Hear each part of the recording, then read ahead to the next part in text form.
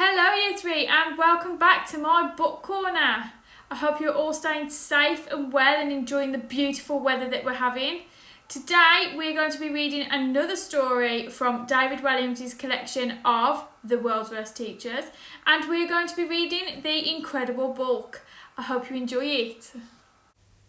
The Incredible Bulk. Mr. Bulk was an enormous oaf of a man, as wide as he was tall, like a hot air balloon in a tracksuit. The teacher wore a tracksuit to school every day, but not because he exerted himself in any way. No, it was because he taught sports. And sports teachers have to wear tracksuits, even if they are less active than a sloth. Bulk had a different coloured one for each day of the week. Monday, flamingo pink. Tuesday, electric blue. Wednesday, deep purple. Thursday, canary yellow. Friday, postbox red. To complete his look, he had a bushy moustache, a mullet haircut, and a huge gold medallion nestling on his hairy chest. Mr. Bulk thought he was the coolest teacher around. Sadly, no one agreed. All the boys at Twaddle School laughed at him behind his back. They had a nickname for him that had been passed from generation to generation. The Incredible Bulk. It was cruel, but he certainly loved his food. The teacher always had something big and meaty on the go. A million sausage rolls later, he was ginormous. Now, despite not having the appearance of a natural athlete, Mr. Bulk would spend the whole of his lessons making wild boasts about his sporting achievements. I could have won the Wimbledon tennis championships, he would tell his pupils as he devoured a pork pie. Even the doubles, playing on my own. 2 against 1. I am that good. Game, set, and match. The England football team begged me to be captain for the World Cup final, but I am on playground duties on Fridays, so I couldn't make it. Goal! He proclaimed as he sprayed Cornish pasty crumbs all over the kids. Split, splat, splut. The problem is, I am actually too good at boxing. If I got in the ring with a heavyweight champion of the world, it would be all over in 1 second. I would knock him out in one single punch. Boom! He would brag as he polished off a battered sausage. I am actually banned from playing rugby at international level, as it wasn't fair on all the other players. They would just get trampled underfoot by me as I scored goal after goal. I mean, try. Doof. He always liked to end with a big shout, even if it meant the meatball he was munching shot out of his mouth and hit a kid bang in the eye. Splat! Ouch! Basketball is my number 1 sport. I can shoot a hoop from a distance of a mile with my eyes closed and my hands tied behind my back. That's why you won't see me playing professional basketball. It is so easy for me. It's boring. Skills! He would crow as he chomped on 2 sausage rolls at once. Chomp, chomp. Now, of course, the kids at Twaddle School didn't believe a word of all this nonsense. When he finished a story, they would roll their eyes, the only exercise they got. One day, a boy asked, "If you're so brilliant at all these sports, sir, why are you teaching here at Twaddle? This school has never won a thing." It was true. Twaddle School had a trophy cabinet that was empty of all trophies. It really was just a cabinet. "Because I'm going to bring home the gold for the school," Bulk replied as he bit down on a bacon sandwich and squirted brown sauce all over the boy. Splurge. Yuck!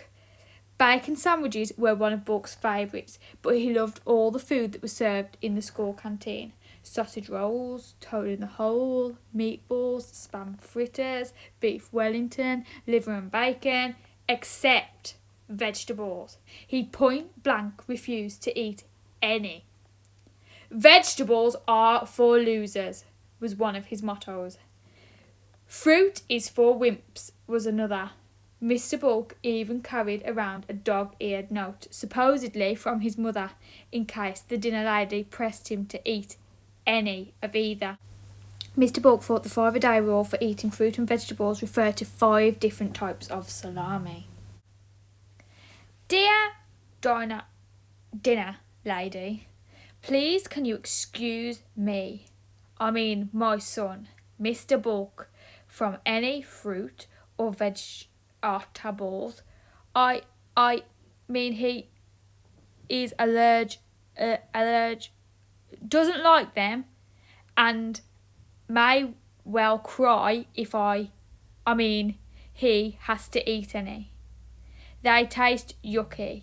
Yours, thankingly, Mr. Bulk's mum.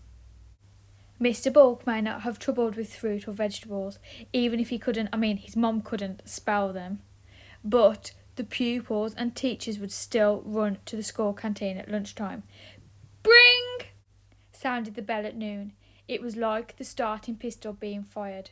The race would begin. Go, go, go! Run! Get there before the incredible Bulk scoffs the lot! It would be a stampede. Stomp, stomp, stomp. They had to get in quick, or Bulk would have polished off the main course before they even got there. The teacher would pick up the entire tray of spaghetti bolognese or whatever was on the menu that day. Then he would waddle over to his table, waddle, waddle, waddle, slam the tray down before burying his face in it. He didn't believe in using cutlery. Cutlery is for quitters, was another one of his mottos.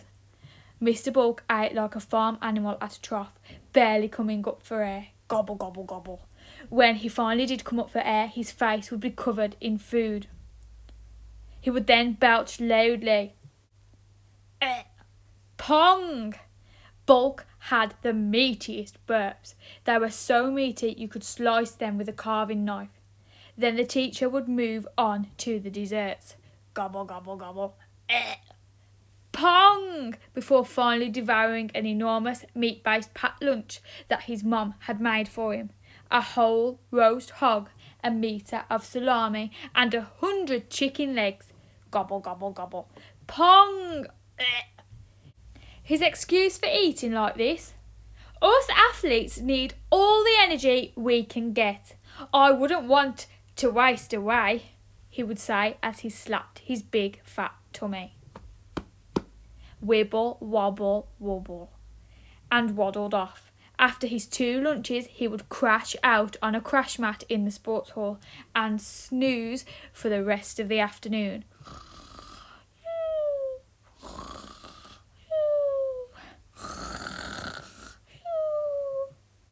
So, just to recap, we have been introduced to Mr. Bulk and the rest of the Twaddle High School. And boy, can Mr. Bulk eat. Let's see what happens tomorrow when he wakes up from that sleep. That's all from me for now. See you tomorrow.